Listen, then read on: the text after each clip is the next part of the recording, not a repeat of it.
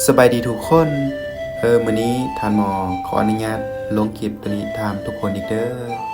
ตัวนี้ทุกคนว่าคิดว่าเป็นโกกย่างทุกคนใครฮู้ได้ก็คอมเมนต์บอกกันเด้อตัวนี้บ้านของทานหมอเองเนาะเอิ้นว่ากกตับเต่า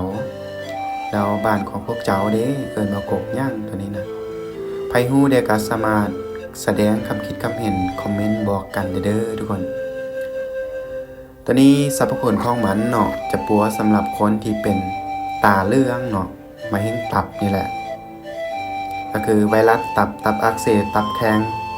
สูตรนี้ปัวได้เด้อทุกคนแล้วมันจะดีทั้งมักไข้หลังอักเสบมักไข้หลังเป็นบวมแล้วก็ปางกินเลือดตัวนี้สวยได้เด้อกบตัวนี้นะแล้วสำหรับท่านใดเนาะที่มีอาการเหล่านี้เนาะมีแต่ว่าพิมพ์คำว่าสนเจอเด้อทุกคนเด้อเป็นแล้วก็ฮีบปัวฮีบรักษาไว้เด้อทุกคนอย่าปะอย่าเซให้มันเป็นระยะสุดท้ายเด้อตัวนี้แล้วก็